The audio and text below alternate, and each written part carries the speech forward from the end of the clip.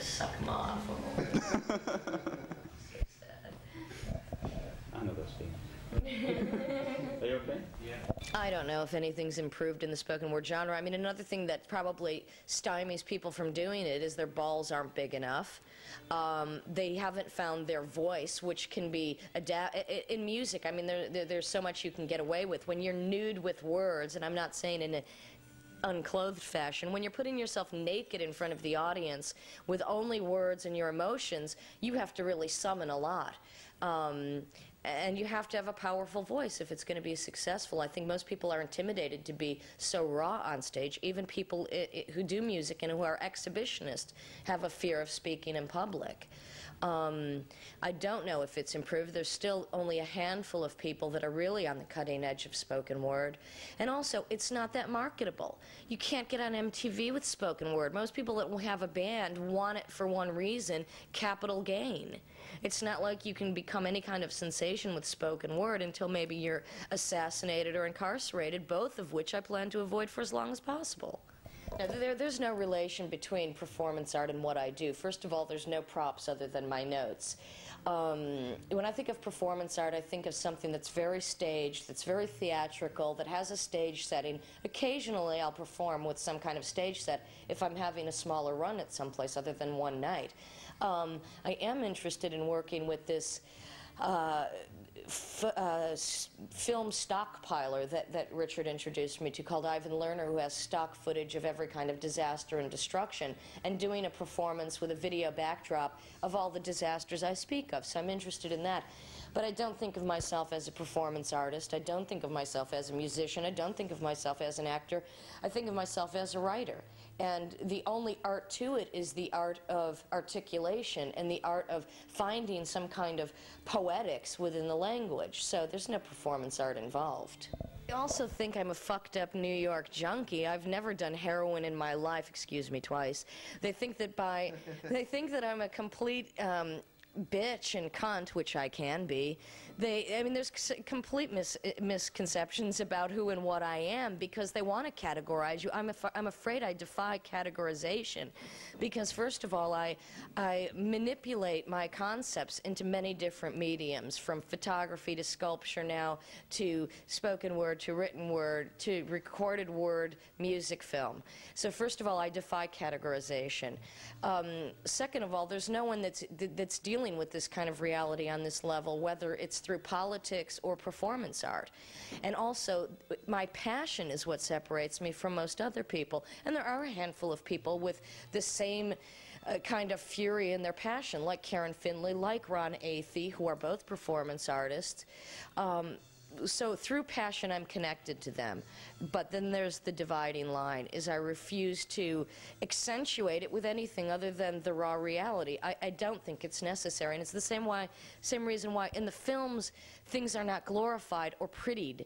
They're actually presented in a rather brutal and ugly way, well, especially with Fingered.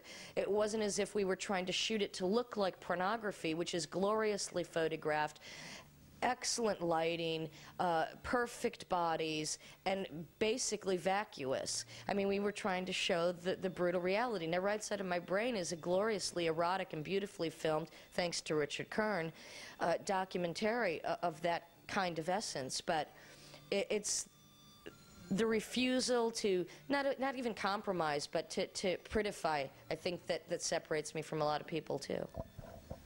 Although we know I'm gorgeous.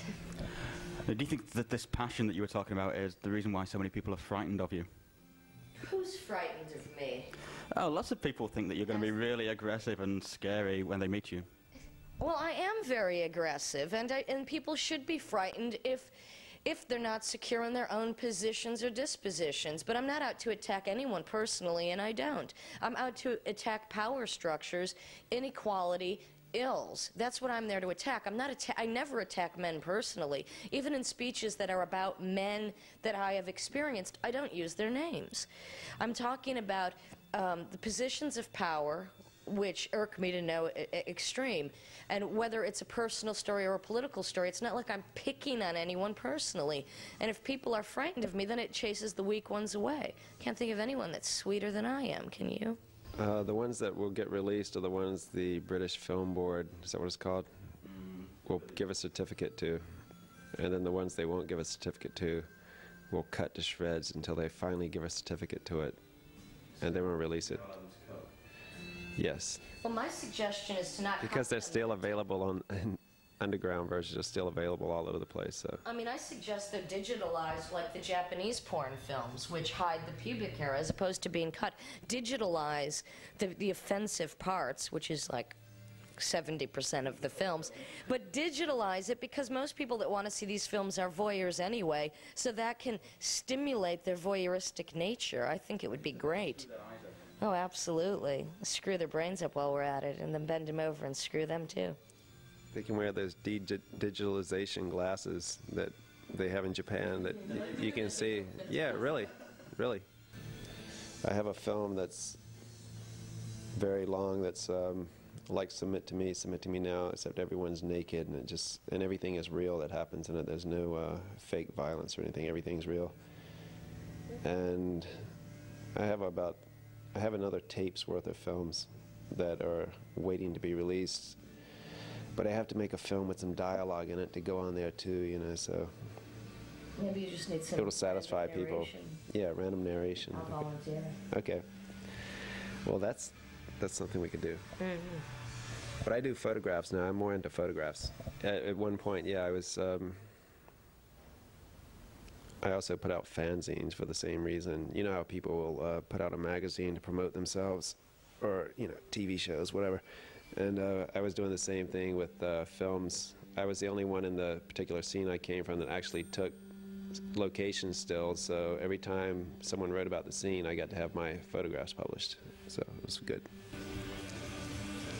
I'm quite concerned with the world condition, and I think it's only going to get worse. And therefore, it makes it more urgent for people like myself and Richard Kern to document these times of decay, disaster, obsession, and fetish. I mean, to me, like through all plagues or world wars, I mean, that's when, after the fall and during the fall of culture, that's when most of the great artists are blossoming, because in peace, where is great art?